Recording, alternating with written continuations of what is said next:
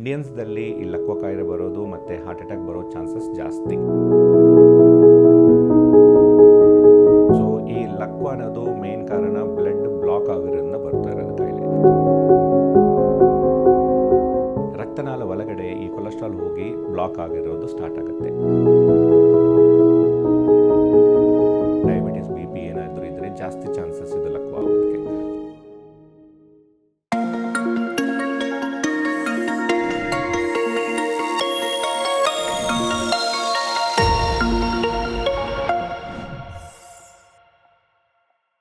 ನಮಸ್ಕಾರ ವೀಕ್ಷಕರೇ, ವಿಸ್ತಾರ ಹೆಲ್ತ್ಗೆ ಸ್ವಾಗತ. ನಾನು ಅಪೇಕ್ಷಾ ಜೈನ್. ಇವತ್ತಿನ ಕಾರ್ಯಕ್ರಮದಲ್ಲಿ ಮಧುಮೇಹ ಸಂಬಂಧಪಟ್ಟಂತಹ ಆರೋಗ್ಯ ಸಮಸ್ಯೆಗಳನ್ನು ಡಿಸ್ಕಸ್ ಮಾಡೋದಕ್ಕೆ ನಮ್ಮ ಜೊತೆಗಿದ್ದಾರೆ ಡಾಕ್ಟರ್ ವಿನೋದ್ ಬಾಬು ವೀರಪಳ್ಳಿ ಅವರು. ಬನ್ನಿಯವರನ್ನ ಕಾರ್ಯಕ್ರಮಕ್ಕೆ ಸ್ವಾಗತ ಮಾಡೋಣ. ಸರ್ ನಮಸ್ಕಾರ. Thank you. ಮಧುಮೇಹಿಗಳಿಗೆ ಕಾಡುವ ಅನೇಕ ಸಮಸ್ಯೆಗಳಲ್ಲಿ ಈ ಲಕ್ವ ಅಥವಾ ಪ್ಯಾರಲಿಸಿಸ್ ಕೂಡ ಒಂದು. ಇದೊಂದು ಗಂಭೀರ ಸಮಸ್ಯೆ ಅಂತ ಕೂಡ ಹೇಳ್ಬೋದು. ಸೊ ಯಾವ ಕಾರಣಗಳಿಂದ ಈ ಸಮಸ್ಯೆ ಕಾಣಿಸ್ಕೊಳ್ಳುತ್ತೆ ಅಂತ? ಸೊ ಈ ಸ್ಟ್ರೋಕ್ ಅನ್ನೋದು ಬಾಡಿದಲ್ಲಿರೋದು ಮೇಯ್ನ್ ಆರ್ಗನ್ ಬ್ರೈನ್.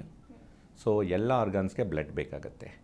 ಸೊ ಯಾವ ರೀತಿನ ಈ ಎಲ್ಲ ಆರ್ಗನ್ಸ್ಗೆ ಬ್ಲಡ್ ಬೇಕೋ ಈ ಬ್ರೈನ್ಗೂ ಬ್ಲಡ್ ಇಲ್ಲಿಂದ ರಕ್ತನಾಳ ಒಳಗಡೆ ಮೇಲ್ಗಡೆ ಹೋಗುತ್ತೆ ಹಾರ್ಟಿಂದ. ಸೊ ಡಯಾಬಿಟೀಸು, BP, ಬೇರೆ ಏನೋ ರಿಸ್ಕ್ ಫ್ಯಾಕ್ಟರ್, ಸ್ಮೋಕಿಂಗ್ ಇರೋವ್ರಿಗೆ ರಕ್ತನಾಳ ಒಳಗಡೆ ಈ ಕೊಲೆಸ್ಟ್ರಾಲ್ ಹೋಗಿ ಬ್ಲಾಕ್ ಆಗಿರೋದು ಸ್ಟಾರ್ಟ್ ಆಗುತ್ತೆ. ಎಂಗೇಜಿಂದನೇ ಸ್ಟಾರ್ಟ್ ಆಗುತ್ತೆ. ಅದು ಹೋಗ್ತಾ ಹೋಗ್ತಾ ಬ್ಲಾಕ್ ಸೈಜ್ ಜಾಸ್ತಿ ಬ್ಲಾಕ್ ಆದರೆ ಆವಾಗ ಬ್ರೈನ್ ಹೋಗಿ ರಕ್ತನಾಳದ ಒಳಗಡೆ ಏನೋ ಕಂಪ್ಲೀಟ್ ಬ್ಲಾಕ್ ಆದರೆ ಆ ಪಾರ್ಟ್ಗೆ ರಕ್ತ ಸಿಗಲ್ಲ.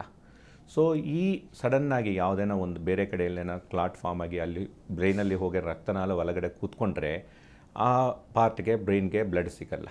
ಆ ಟೈಮಲ್ಲಿ ಸಡನ್ನಾಗಿ ಸಿಮ್ಟಮ್ಸ್ ಶುರುವಾಗೋದು. ಅಂದರೆ ಸಡನ್ನಾಗಿ ಸಿವಿಯರ್ ಹೆಡೇಕ್ ಬರೋದು, ಒಂದು ಪಾರ್ಟ್ ಲೆಫ್ಟ್ ಸೈಡ್ ಒಂದು ಬಾಡಿ, ಇಲ್ಲಾಂದರೆ ರೈಟ್ ಸೈಡು ಈ ಲಾಸ್ ಆಫ್ ವೀಕ್ನೆಸ್ಸು, ಈ ಕಂಟ್ರೋಲಲ್ಲಿರಲ್ಲ. ನೀವು ಕೈ ಎತ್ತಕ್ಕಾಗಲ್ಲ, ಕಾಲು ಎತ್ತಕ್ಕಾಗಲ್ಲ. ಫೇಶಿಯಲ್ ಪ್ಯಾರಾಲಿಸಿಸ್ ಅಂದರೆ ಫೇಸ್ ಡಿವಿಯೇಟ್ ಆಗೋದು, ಮತ್ತು ಇನ್ನೊಂದು ಕೆಲವರಿಗೆ ತಲೆಸುತ್ತು ಬರೋದು. ಇದೆಲ್ಲ ಸ್ಟ್ರೋಕ್ ಸಿಮ್ಟಮ್ಸು. ಡಿಪೆಂಡಿಂಗ್ ಆನ್ ಯಾವ ಪಾರ್ಟ್ಗೆ ಬ್ರೈನಲ್ಲಿ ಬ್ಲಡ್ ಸಪ್ಲೈ ಸಿಗ್ತಾ ಇಲ್ವನೋ ಅದು ಪ್ರಕಾರ ಸಿಮ್ಟಮ್ಸ್ ಬರುತ್ತೆ. ಓಕೆ ಸರ್, ಇನ್ನು ಯಾವುದೇ ಆರೋಗ್ಯ ಸಮಸ್ಯೆ ಆಗಲಿ ಕಾಣಿಸ್ಕೊಂಡ ತಕ್ಷಣ ನಮಗೆ ಸಡನ್ನಾಗಿ ಏನು ಮಾಡಬೇಕಂತ ದಿಕ್ಕೇ ತೋಚೋದಿಲ್ಲ. ಸೊ ಈ ಪ್ಯಾರಲಿಸಿಸ್ ಅಥವಾ ಲಕ್ವ ಹೊಡೆದಾಗ ನಾವು ಫಸ್ಟ್ ಏಡ್ ಅಂತ ಏನು ಮಾಡಬೇಕಾಗತ್ತೆ? ಸೊ ಈ ಲಕ್ವ ಅನ್ನೋದು ಮೇನ್ ಕಾರಣ ಬ್ಲಡ್ ಬ್ಲಾಕ್ ಆಗೋದ್ರಿಂದ ಬರ್ತಾ ಇರೋದು ಕಾಯಿಲೆ. ಸೊ ಈ ಟೈಮಲ್ಲಿ ನೀವು ಏನು ಫಸ್ಟ್ ವೇಟ್ ಮಾಡ್ರೇನೋ ಟೈಮ್ ಡಿಲೇ ಮಾಡ್ತಿರೋದಂತ. ಸೊ ಇಮ್ಮಿಡಿಯೇಟಾಗಿ ನಿಮ್ಮ ಪಕ್ಕದಲ್ಲಿರೋದು ಬಿಗ್ಗೆಸ್ಟ್ ಹಾಸ್ಪಿಟಲ್ ಯಾವುದಿದೆಯೋ ಅಲ್ಲಿ ಇಮ್ಮಿಡಿಯೇಟಾಗಿ ಪೇಷಂಟ್ನೇ ಕರ್ಕೊಂಡು ಹೋಗಬೇಕು. ವಿತಿನ್ 4 ಅವರ್ಸಲ್ಲಿ ಹೋದರೆ ಗೋಲ್ಡನ್ ಟೈಮ್ ಅಂತ ಹೇಳ್ತೀವಿ. ನೀವು ಫಸ್ಟ್ ಏಡ್ ಕೊಟ್ಬಿಟ್ಟು ಡಿಲೇ ಮಾಡೋದು ಈ ಥರ ಮಾಡಬಾರ್ದು. ಮನೇಲಿ ನಾವು ಯಾವ ರೀತಿ ಚಿಕಿತ್ಸೆ ಕೊಟ್ಟರು ಯೂಸ್ ಇಲ್ಲ. ಪೇಷಂಟ್ಗೆ ಸಪೋರ್ಟು ಇಂಜುರಿ ಆಗಬಾರ್ದು. ಆ ಥರ ಸ್ವಲ್ಪ ಸಪೋರ್ಟ್ ತೊಗೊಂಡು ನಿಮ್ಮ ಸಮೀಪದಲ್ಲಿ ಯಾವುದು ಆ್ಯಂಬುಲೆನ್ಸ್ ಇರಲಿ, 2 ವೀಲರ್ ಇರಲಿ, ಯಾವುದೋ ಒಂದು ಅರ್ಜೆಂಟಾಗಿ ನಿಯರೆಸ್ಟ್ ಹಾಸ್ಪಿಟಲ್ ಎಮರ್ಜೆನ್ಸಿಗೆ ಕರ್ಕೊಂಡು ಹೋಗಬೇಕು. ಅಲ್ಲಿ ಡಾಕ್ಟರ್ಸ್ ನೋಡಿಬಿಟ್ಟು ಇಮ್ಮಿಡಿಯೇಟಾಗಿ ಸ್ಕ್ಯಾನಿಂಗ್ ಮಾಡಿಬಿಟ್ಟು ಕನ್ಫರ್ಮ್ ಆಗಿದ್ದರೆ ಆ್ಯಂಜಿಯೋಗ್ರಾಮ್ ಮಾಡಿಸ್ತಾರೆ. ಅದರಲ್ಲಿ ಬ್ಲಾಕ್ ಎಲ್ಲಿದೆ ಅಂತ ಗೊತ್ತಾಗುತ್ತೆ. ಆ ಬ್ಲಾಕ್ಗೆ ಮೆಕ್ಯಾನಿಕಲ್ ಥ್ರೋಂಬೆಕ್ಟಮಿ ಅಂದರೆ ಆ ಬ್ಲಾಕ್ ಕ್ಲಿಯರ್ ಮಾಡೋದಕ್ಕೆ ಮೆಕ್ಯಾನಿಕಲ್ಲಿ ತೆಗಿಬೋದು, ಇಲ್ಲಾಂದರೆ ಸ್ಟೆಂಟೂ ಹಾಕ್ಬೋದು. ಹಾರ್ಟ್ಗೆ ಹೆಂಗೆ ಸ್ಟೆಂಟ್ ಹಾಕ್ಕೊಳ್ತಾರೋ ಅದೇ ಥರನೇ ಬ್ರೈನ್ಗೂ ಸ್ಟೆಂಟ್ಸ್ ಹಾಕ್ತಾರೆ. ಅದು ಹಾಕಿದರೆ ಬ್ಲಡ್ ಫ್ಲೋ ಮತ್ತೆ ಚೆನ್ನಾಗಿ ಹೋಗಿ ನಾರ್ಮಲ್ ಟಿಶ್ಯೂ ಆಗೋದು ಚಾನ್ಸ್ ಇರುತ್ತೆ. ಡಿಲೇ ಎಷ್ಟು ಮಾಡ್ತಿರೋ ಅಷ್ಟು ನಿಮಗೆ ಪರ್ಮನೆಂಟ್ ಆಗಿರೋ ಚಾನ್ಸಸ್ಸು. ಆ ಪಾರ್ಟಿಂದ ಏನು ಡ್ಯಾಮೇಜ್ ಆಗುತ್ತೋ ಆ ಪಾರ್ಟ್ಗೆ ಬ್ಲಡ್ ಸಪ್ಲೈ ಇರೋದು, ಆ ಕಂಟ್ರೋಲ್ ಮಾಡೋದು ಬಾಡಿ ಪಾರ್ಟು ಪರ್ಮನೆಂಟಾಗಿ ಡ್ಯಾಮೇಜ್ ಆಗೋದಕ್ಕೆ ಚಾನ್ಸಸ್ ಇರುತ್ತೆ ಪ್ಯಾರಾಲಿಸಿಸ್.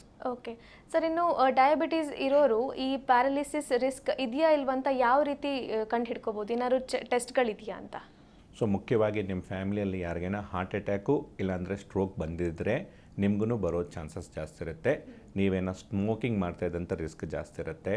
ಮತ್ತು ಬೇರೆ ಕಾಯಿಲೆ ಅಂದರೆ ಕಾಲಲ್ಲಿ ಯಾರಿಗೇನ ಗ್ಯಾಂಗ್ರೀನ್ ಇದ್ದರೆ ಅದೂ ಬ್ಲಡ್ ಸಪ್ಲೈ ಇರಲ್ಲ ಕಾಲಿಗೆ. ಅದೇ ಕಾಯಿಲೆ ಬ್ರೈನಲ್ಲಿನೂ ಹಾಕ್ಬೋದು. ಸೊ ಗ್ಯಾಂಗ್ರೀನ್ ಫ್ಯಾಮಿಲಿ ಮೆಂಬರ್ಸ್ ಯಾರಿಗೇನಿದ್ರೆ ನಿಮಗೇನೋ ಗ್ಯಾಂಗ್ರೀನ್ ಫಾರ್ಮಿಗೆ ಚಾನ್ಸಸ್ ಇರುತ್ತೆ. ಆ್ಯಂಡ್ ಜೆಂಟ್ಸ್ದಲ್ಲಿ ಎರೆಕ್ಟೈಲ್ ಡಿಸ್ಫಂಕ್ಷನ್ ಇರೋವ್ರಿಗೂ ಜಾಸ್ತಿ ಚಾನ್ಸಸ್ ಇರುತ್ತೆ. ಸೊ ಈ ಥರ ಇರೋವರು ಸ್ಟ್ರೋಕ್ನು ರಿಸ್ಕ್ ಜಾಸ್ತಿ ಇರುತ್ತೆ. ಸೊ ಅವ್ರಿಗೆ ಗೊತ್ತಾಗಬೇಕು ಈ ಥರ ಸಿಮ್ಟಮ್ಸ್ ಬಂದರೆ ಏನು ಮಾಡಬೇಕು ಅಂತ ಅವ್ರಿಗೆ ಮತ್ತು ಅವ್ರ ಫ್ಯಾಮಿಲಿ ಮೆಂಬರ್ಸ್ಗೆ. ಓಕೆ, ಯಾವ ರೀತಿ ಇದನ್ನು ಡಯಾಗ್ನೋಸ್ ಮಾಡಲಾಗುತ್ತೆ ಸರ್? ಅಂದರೆ ಯಾವ ರೀತಿ ಟೆಸ್ಟ್ಗಳಿದೆ ಅಂತ? ಸೊ ಮುಖ್ಯವಾಗಿ ಕ್ಲಿನಿಕಲ್ ಡಯಾಗ್ನೋಸಿಸ್ ಅಂದರೆ ಸಿಮ್ಟಮ್ಸ್ ಬಗ್ಗೆನೇ ಲಕ್ವ ಬರ್ತಾ ಇದೆಯಾ ಇಲ್ವಾ ಅಂತ ನೋಡಬೇಕು. ಏಕೆಂದರೆ ಟೆಸ್ಟ್ ಮಾಡೋದು ಎಲ್ಲ ಎಮರ್ಜೆನ್ಸಿದಲ್ಲೇ ಮಾಡ್ತೀವಿ. ಫಸ್ಟ್ ಇಮಿಡಿಯೇಟಾಗಿ CT ಸ್ಕ್ಯಾನ್ ಮಾಡ್ತೀರಾ. CT ಸ್ಕ್ಯಾನಲ್ಲಿ ಬ್ಲೀಡಿಂಗ್ ಏನಾದರೂ ಇದೆಯಾ ಅಲ್ಲವಾ ಅಂತ ಗೊತ್ತಾಗುತ್ತೆ. ಆಮೇಲೆ MRI ಮಾಡ್ತೀರಾ. ಸೊ MRIದಲ್ಲಿ ಯಾವ ಪಾರ್ಟ್ಗೆ ಎಷ್ಟು ಲಕ್ವ ಬಂದಿದೆ ಅಂತ ಗೊತ್ತಾಗುತ್ತೆ. ಅದು ಮೇಲೇ ಟ್ರೀಟ್ಮೆಂಟ್ ಗೊತ್ತಾಗೋದು. ಇದು ನ್ಯೂರಾಲಜಿಸ್ಟ್ ಯೂಶಲಿ ಹ್ಯಾಂಡಲ್ ಮಾಡ್ತಾರೆ. ಸೊ ಅದಕ್ಕೆ ನೀವು ಫಸ್ಟು ನಿಮ್ಗೆ ಯಾರೇನ ಗೊತ್ತಾಗಿರೋರು ಯಾರೇನ ಈ ಥರ ಲಕ್ಷಣಗಳು, ಒಂದು ಪಾರ್ಟ್ ವೀಕ್ನೆಸ್ ಬರಲಿ, ಮಾತಾಡೋಕ್ಕೆ ಬರ್ತಾ ಇಲ್ಲ ಅವ್ರಿಗೆ, ಕಣ್ಣು ಕಾಣಿಸ್ತಾ ಇಲ್ಲ, ಏಜ್ ಇರೋರು ಪೇಷಂಟು, ಡಯಾಬಿಟಿಸ್ BP ಏನಾದರೂ ಇದ್ದರೆ ಜಾಸ್ತಿ ಚಾನ್ಸಸ್ ಇದು ಲಕ್ವ ಆಗೋದಕ್ಕೆ. ಸೊ ನೀವು ಆ ಟೈಮಲ್ಲಿ ಇಮ್ಮಿಡಿಯೇಟಾಗಿ ಹಾಸ್ಪಿಟಲ್ಗೆ ಕರ್ಕೊಂಡು ಹೋಗಬೇಕು. ಓಕೆ ಸರ್, ಇನ್ನು ಹೀಗೆ ಯಾವ ರೀತಿ ನಾವು yearly I checkup, heart checkup ಮಾಡಿಸ್ತೀವಿ, ಆ ಥರನೇ ಈ ಪ್ಯಾರಾಲಿಸಿಸ್ಗೆ ಏನಾದರೂ ಇಯರ್ಲಿ ಚೆಕಪ್ ಅಂತ ಇದೆಯಾ? ಗುಡ್ ಕ್ವಶನ್ಮ.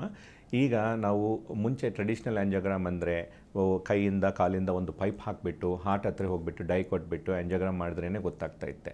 ಬಟ್ ಈಗ CT ಆ್ಯಂಜಿಯೋಗ್ರಾಮ್ ಅಂತ ಟೆಕ್ನಾಲಜಿ ಬಂದಿದೆ. ಅದನ್ನು ಒಂದು CT ಸ್ಕ್ಯಾನ್ ಥರನೇ.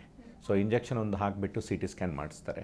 ಅದರಲ್ಲಿ ಈ ಡೈ ಎಲ್ಲೆಲ್ಲಿ ಹೋಗ್ತಾ ಇದೆಯೋ ಎಲ್ಲ ಗೊತ್ತಾಗುತ್ತೆ ಬಾಡಿದಲ್ಲಿ. ಸೊ ಆ ಡೈ ಕೊಟ್ಬಿಟ್ಟು ನೀವು ಹಾರ್ಟ್ಗೆ ಆ್ಯಂಜಿಯೋಗ್ರಾಮು ಮತ್ತು ಬ್ರೈನ್ಗೂ ಆ್ಯಂಜಿಯೋಗ್ರಾಮ್ ಒಂದೇ ಸತಿ ಮಾಡ್ಬೋದು. ಸೊ ಈ ಎರಡು ಕಾಯಿಲೆ, ಮುಖ್ಯವಾಗಿ ಹಾರ್ಟ್ ಅಟ್ಯಾಕು ಮತ್ತು ಬ್ರೈನ್ ಸ್ಟ್ರೋಕ್ ಬರೋ ಚಾನ್ಸಸ್ ಎಷ್ಟಿದೆ ಅಂತ ಇಮಿಡಿಯೇಟಾಗಿ ಗೊತ್ತಾಗ್ಬಿಡುತ್ತೆ ರಿಪೋರ್ಟಲ್ಲಿ ನೋಡ್ರಿ. ಓಕೆ, ಇದು ಹೇಗೆ ಸರ್, ಇಯರ್ಲಿ ಮಾಡಿಸ್ಬೇಕಾಗುತ್ತಾ? ಇಲ್ಲ, ಈ ಟೆಸ್ಟ್ನೇ ಇಯರ್ಲಿ ಮಾಡೋದಿಲ್ಲ. ನಿಮ್ಮದು ರಿಸ್ಕ್ ಫ್ಯಾಕ್ಟರ್ಸ್ ಎಷ್ಟಿದೆಯಾ, ನಿಮ್ಮ ಫ್ಯಾಮಿಲಿಯಲ್ಲಿ ಯಾರಿಗಾನ ರಿಸ್ಕ್ ಇದೆಯಾ, ನಿಮ್ಮದು ಮತ್ತು ನಿಮ್ಮ ಪರ್ಸನಲ್ ರಿಸ್ಕ್ ಫ್ಯಾಕ್ಟರ್ಸ್, ಡಯಾಬಿಟಿಸ್ ಹೇಗಿದೆ, ನಿಮ್ಮದು BP ಹೇಗಿದೆಯಾ, ಅದು ನೋಡಿಬಿಟ್ಟು ನಿಮ್ಮ ಫಿಸಿಷಿಯನ್ ಇಲ್ಲ ಅಂದರೆ ಕಾರ್ಡಿಯಾಲಜಿಸ್ಟ್ ಸಜೆಸ್ಟ್ ಮಾಡಿದ್ರೇ ಮಾಡ್ತಾರೆ ಇದು. ಸೊ ಎಲ್ಲರಿಗೆ ಮಾಡೋಕ್ಕಾಗಲ್ಲ. ಸೊ ಇಂಡಿಯನ್ಸ್ದಲ್ಲಿ ಈ ಲಕ್ವ ಕಾಯಿಲೆ ಬರೋದು ಮತ್ತು ಹಾರ್ಟ್ ಅಟ್ಯಾಕ್ ಬರೋ ಚಾನ್ಸಸ್ ಜಾಸ್ತಿ. ಈ ಜಪನೀಸು, ಅಮೆರಿಕನ್ಸು, ಆಫ್ರಿಕನ್ ಅಮೆರಿಕನ್ಸು ಇವರೆಲ್ಲ ಕಂಪೇರ್ ಮಾಡ್ಕೊಳ್ತಾರೆ. ಇಂಡಿಯನ್ಸ್ಗೆ ಹೈಯೆಸ್ಟ್ ರಿಸ್ಕು, ಏಕೆಂದರೆ ನಮ್ಮದು ಜೀನ್ಸ್ ಆ ಥರ. ಸೊ ಅದಕ್ಕೆ ನಿಮ್ಮ ಫ್ಯಾಮ್ಲಿದಲ್ಲಿ ಈ ಥರ ಯಾರಿಗೇನ ಆಗಿದ್ದರೆ ನೀವು ಮುಂಚೆನೇ ಈ ಥರ ಟೆಸ್ಟ್ ಮಾಡಿಕೊಂಡು ಈ ನಿಮಗೆ ಬರೋ ಚಾನ್ಸಸ್ ಎಷ್ಟಿದೆಯೋ ಅದು ಗೊತ್ತಾಗ್ಬಿಡುತ್ತೆ. ಅದು ಬ್ಲಾಕ್ ಇದೆಯಾ ಇಲ್ವಾ. ಈ 60% ಬ್ಲಾಕ್ ಇದ್ದರೆ ಮೆಡಿಕಲ್ ಮ್ಯಾನೇಜ್ಮೆಂಟ್ ಮಾಡ್ಬೋದು. 90% ಬ್ಲಾಕ್ ಇದ್ದರೆ ಹಾರ್ಟ್ ಅಟ್ಯಾಕು, ಬ್ರೈನ್ ಸ್ಟ್ರೋಕ್ ಬರೋದಕ್ಕೆ ಮುಂಚೆನೇ ನೀವು ಸ್ಟೆಂಟ್ ಹಾಕಿಬಿಟ್ಟು ಅದು ಕಂಪ್ಲೀಟ್ಲಿ ಪ್ರಿವೆಂಟ್ ಮಾಡ್ಬೋದು. ಓಕೆ ಸರ್, ಇನ್ನು ಆಫ್ಟರ್ ಸ್ಟ್ರೋಕ್ ಹೇಗೆ ಅವರು ತಮ್ಮ ಜೀವನ ಶೈಲಿಯನ್ನು ನಡೆಸಬೇಕಾಗತ್ತೆ ಅಂತ? ಒಂದು ಸತಿ ಸ್ಟ್ರೋಕ್ ಬಂದಿದೆ, ಒಂದು ಪಾರ್ಟ್ಗೆ ನರಗಳು ಸಪ್ಲೈ ಇಲ್ಲ, ಬ್ರೈನ್ ಆ ಪಾರ್ಟಲ್ಲಿ ಸತ್ತೋಗಿದೆ ಅಂದರೆ ಆ ಕೈ ಕಾಲು ಕಂಪ್ಲೀಟಾಗಿ ಪರ್ಮನೆಂಟಾಗಿ ವೀಕ್ ಇರುತ್ತೆ. ಕೆಲವರಿಗೆ ಆ ಹೀಲಿಂಗ್ ಎಷ್ಟಾಗುತ್ತೆ ಫಸ್ಟ್ 3 ಮಂತ್ಸಲ್ಲಿ ಬ್ರೈನಲ್ಲಿ ಹೀಲಿಂಗ್ ಎಷ್ಟಾಗುತ್ತೆ ಅದ್ಮೇಲೆ ಆ ಪ್ಯಾರಾಲಿಸಿಸ್ ಸ್ವಲ್ಪ ರಿಕವರಿ ಆಗ್ಬೋದು. ಬಟ್ ಒಂದು ಸತಿ ಪ್ಯಾರಾಲಿಸಿಸ್ ಬಂದರೆ ಮತ್ತೆ ಪುನಃ ನಾರ್ಮಲ್ ಆಗೋದು ತುಂಬ ಕಷ್ಟ. ಸೊ ಅದಕ್ಕೆ ರಿಹ್ಯಾಬಿಲಿಟೇಷನ್, ಡೈಲಿ ಫಿಸಿಯೋಥೆರಪಿ ಮಾಡಬೇಕು, ಮಸಲ್ಸ್ನೇ ಸ್ಟ್ರೆಂಥನಿಂಗ್ ಮಾಡ್ಕೋಬೇಕು. ಆ ಥರ ಇದ್ದಾಗ ಸ್ವಲ್ಪ ಫಂಕ್ಷನ್ನೇ ವಿ ಕ್ಯಾನ್ ಪ್ರಿಸರ್ವ್. ಪ್ಯಾರಾಲಿಸಿಸ್ ಕುರಿತಾಗಿ ಸಾಕಷ್ಟು ಮಾಹಿತಿಯನ್ನು ತಿಳಿಸಿಕೊಟ್ರಿ ಸರ್, ಧನ್ಯವಾದ. Thank you. ಇದಾಗಿತ್ತು ಈ ಹೊತ್ತಿನ ವಿಶೇಷ. ಇನ್ನಷ್ಟು ಆರೋಗ್ಯ ಸಲಹೆಗಳಿಗಾಗಿ ನೋಡ್ತಾ ಇರಿ ವಿಸ್ತಾರ ಹೆಲ್ತ್ ಯೂಟ್ಯೂಬ್ ಚಾನೆಲ್. ಅನುಕ್ಷಣದ ಸುದ್ದಿಗಳಿಗಾಗಿ ವಿಸ್ತಾರ ನ್ಯೂಸ್ ಯೂಟ್ಯೂಬ್ ಚಾನೆಲ್ ಸಬ್ಸ್ಕ್ರೈಬ್ ಮಾಡಿ. ಹೊಸ ಸುದ್ದಿಗಳ ನೋಟಿಫಿಕೇಶನ್ಗಾಗಿ ಬೆಲ್ ಐಕಾನ್ ಕ್ಲಿಕ್ ಮಾಡಿ.